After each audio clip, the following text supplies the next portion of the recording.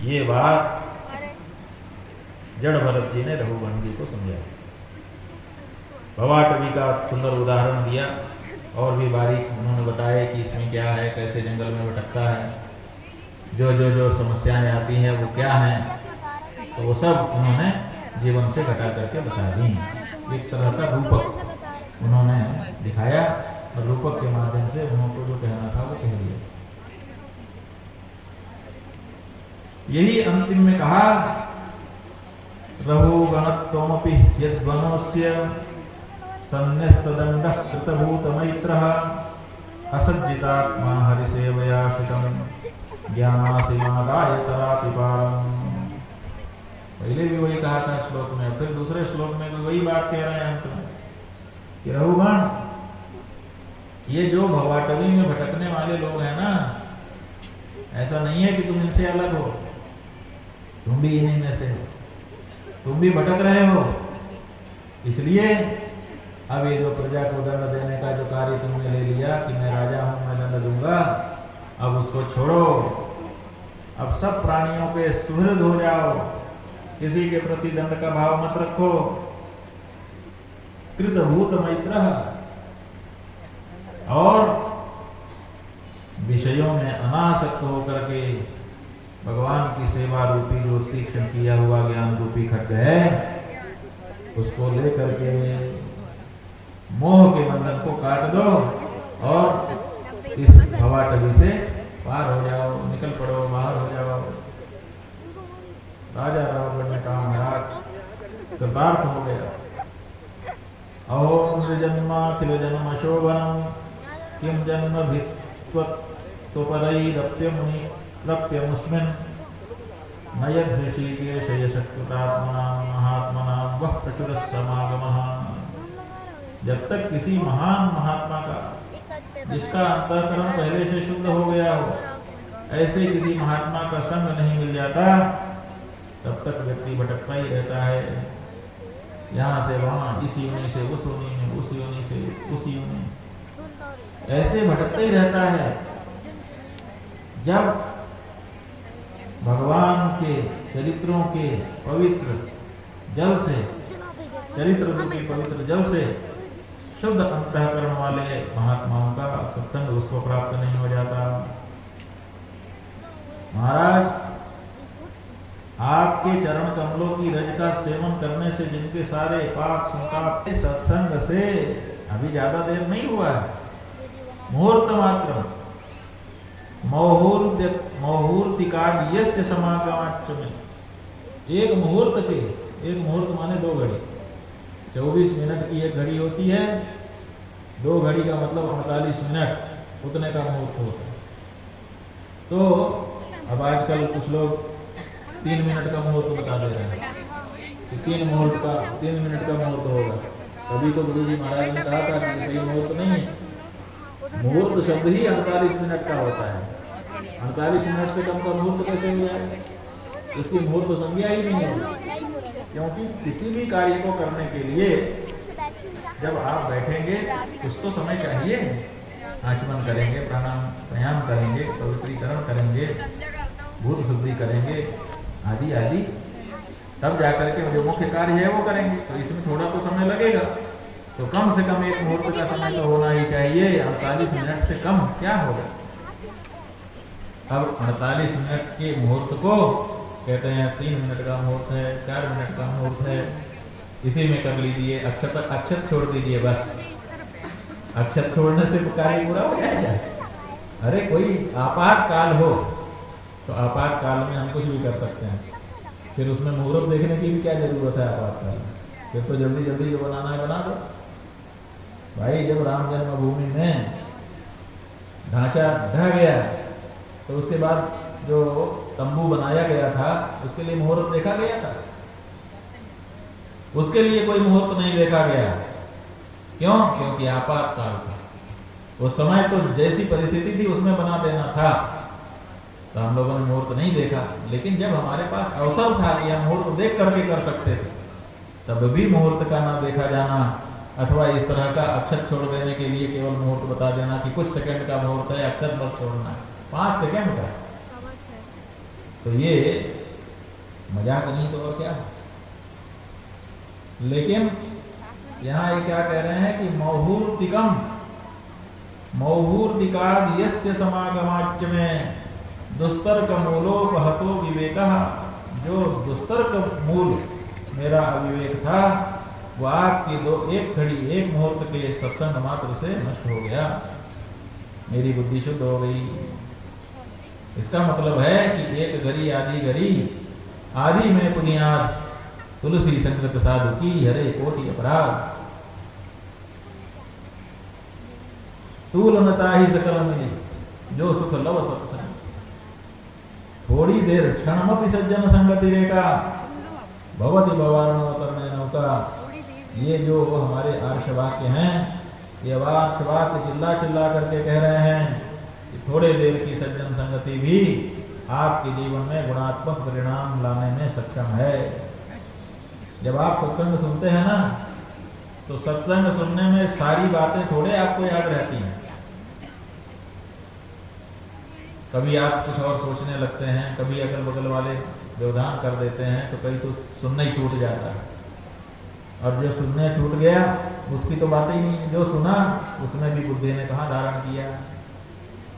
अब प्रवचन सुनने के बाद अगर कोई आपसे पूछे कि क्या सुना, तो कितने लोग हैं जो बता सकें कि ये हमने सुना।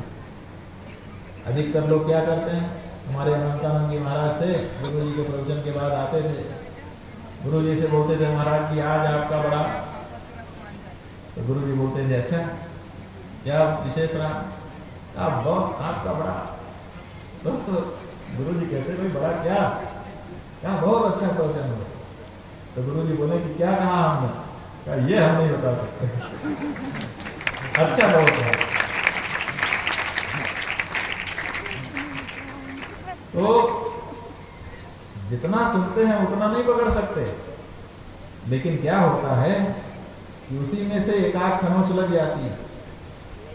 जब एकाक बात उसी में से आपको लग गई, तो जिस दिन वो लग गई एक ही बात आपके दिल को लगेगी और यूं खरोंच लेगी, उसके बाद फिर उस बात को आप भूल नहीं सकेंगे, और वही बात आपके जीवन को परिवर्तित करने का कारण बन जाएगी।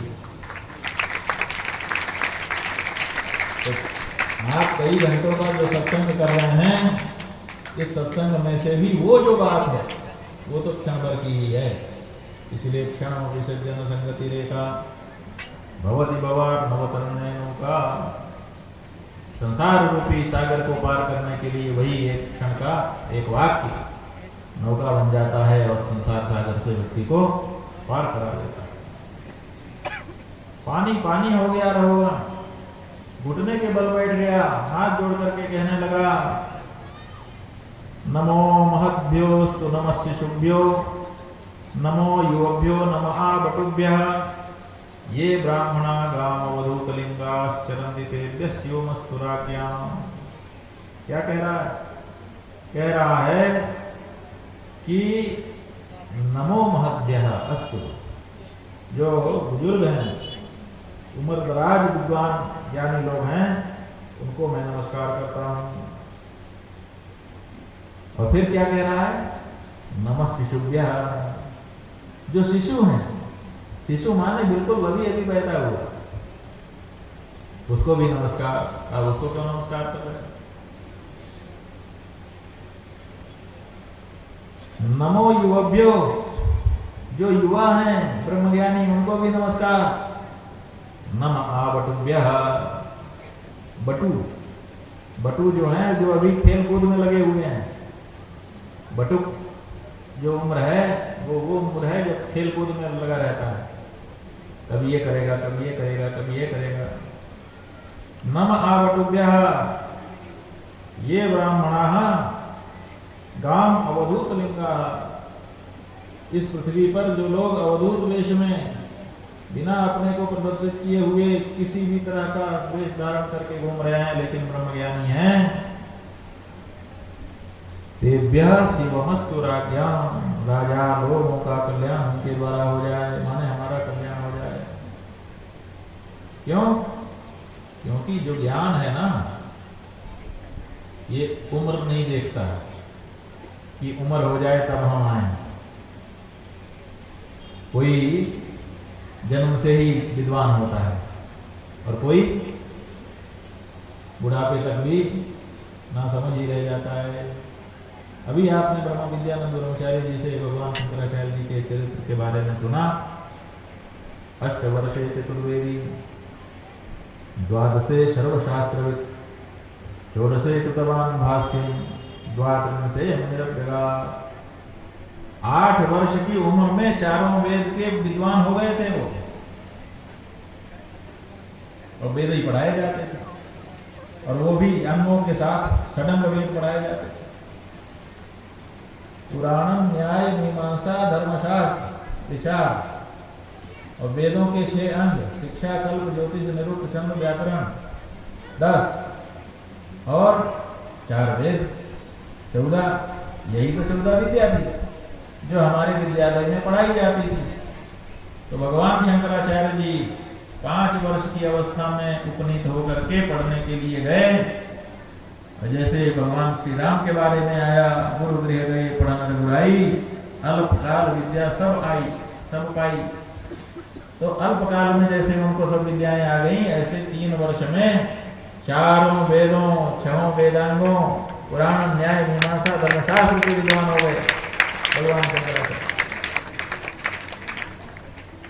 8 वर्ष की उम्र में जब बच्चा पढ़ना शुरू करता है, तब तक तो वो चारों वेदों के विद्वान हो चुके थे। ये कैसे हो गए? और उनको क्यों वहां से चलना पड़ा? आखिर केरल से चल करके भगवान शंकराचार्य नर्मदा नदी के किनारे आपके नरसिंहपुर जिले में क्यों आए? क्योंकि वहां के गुरुकुल में जितने अध्यापक थे उन्होंने हाथ खड़ा कर दिया। जो जो कोर्स बताया गया सब उन्होंने पढ़ लिया। कहा और पढ़ाइए, कहा इसके बाद पढ़ाने के लिए हमारे पास कुछ नहीं बचा, अब हम आपको कुछ नहीं पढ़ा सकते, सिलेबस खत्म, अब तो डिग्री दे सकते हैं आप कहिए तो। कहा नहीं, हम तो डिग्री के लिए पढ़ते नहीं, हम तो ज्ञान के लिए पढ़ते हैं। एक पढ़ाई 2 तरह की हो गई है, एक डिग्री वाली पढ़ाई हो गई है बंधुओं। हमारे यहाँ परंपरा डिग्री की पढ़ाई की नहीं रही है, हमारे यहाँ परंपरा ज्ञान के लिए पढ़ाई की रही है। तो ज्ञान के लिए गुरु की सेवा करके अध्ययन किया जाता था, ये नियम था।